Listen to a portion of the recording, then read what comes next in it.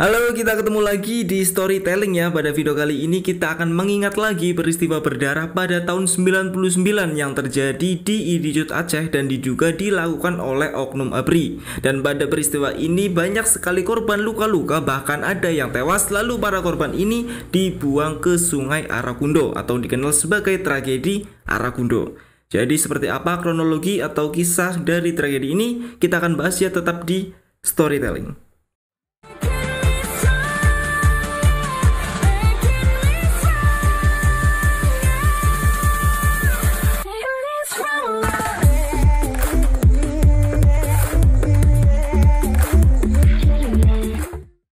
Hari Selasa tanggal 2 Februari tahun 99, warga desa Matang Ulin, Kecamatan Darussalam berencana untuk mengadakan pengajian yang disebut sebagai dakwah Aceh Merdeka. Para warga di sana pun sedari pagi sibuk menyiapkan panggung untuk digunakan nanti malam.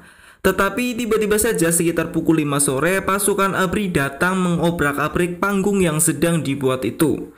Gak hanya mengobrak-abrik panggung, mereka juga menyerang 3 orang termasuk satu bocah yang masih berusia 3 tahun. Meskipun sudah dirusak, warga di sana tetap berusaha untuk menyelesaikan panggung karena tidak ingin acara yang sudah dari jauh-jauh hari direncanakan menjadi batal. Dan akhirnya panggung sederhana pun selesai dibuat dan acara segera dimulai sekitar pukul setengah 9 malam dengan dihadiri oleh sekitar 5.000 orang dari berbagai kecamatan terdekat. Nah, sekitar pukul 12 malam pengajian pun selesai dan warga serentak pulang menuju ke rumah masing-masing. Ada yang menggunakan motor, ada yang berjalan kaki, ada yang menggunakan mobil pick up, dan ada juga yang menggunakan truk. Tetapi saat masa yang hendak pulang dari acara dakwah itu sampai di Simpang Kuala Idijut kawasan markas Koramil, tiba-tiba saja ada sekelompok orang yang tidak dikenal memprovokasi dengan melemparinya menggunakan batu. Beberapa orang yang duduk di belakang mobil pick up pun terkena lemparan batu tersebut yang semakin lama semakin banyak. Lalu sekitar pukul 1 dini hari tiba-tiba saja ada suara tembakan yang dilepas oleh pihak keamanan dari arah barat kantor Koramil. Di sana juga sudah ada beberapa truk milik aparat. Dan gak lama setelah suara letusan pertama, letusan kedua pun terdengar dan kali ini moncong senjata diarahkan langsung ke arah massa yang saat itu sangat ramai. Seketika suara jerit tangis dan muncratan darah pun terdengar dan terlihat di mana-mana. Menurut saksi mata yang bernama Husaini, saat penembakan brutal itu terjadi, dirinya sedang pulang dari kota Langsa menggunakan mobil miliknya. Dia pun diberhentikan oleh truk dari arah berlawanan tepat beberapa meter setelah melewati kantor Koramil. Menurutnya ada 3 truk militer yang menghadang dan 1 truk umum yang bermuatan tong-tong fiber yang biasa untuk mengangkut ikan maupun udang.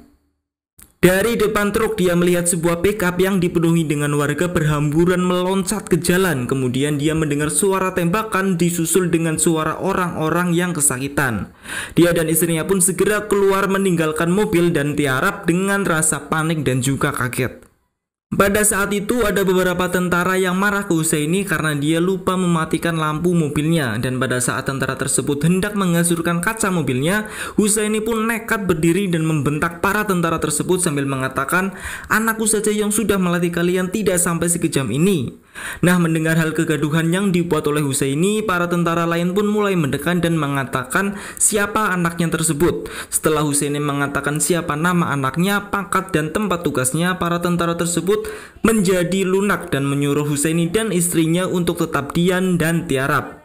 Husaini juga sempat menanyakan pada mereka berasal dari kesatuan mana, lalu mereka menjawab cepek yang berarti mereka dari kesatuan Linut 100.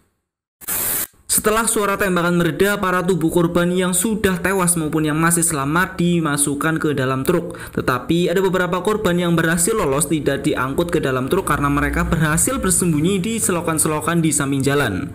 Husaini juga mendengar beberapa perkataan tentara yang mengatakan, "Kamu yang membunuh para tentara, habis semua."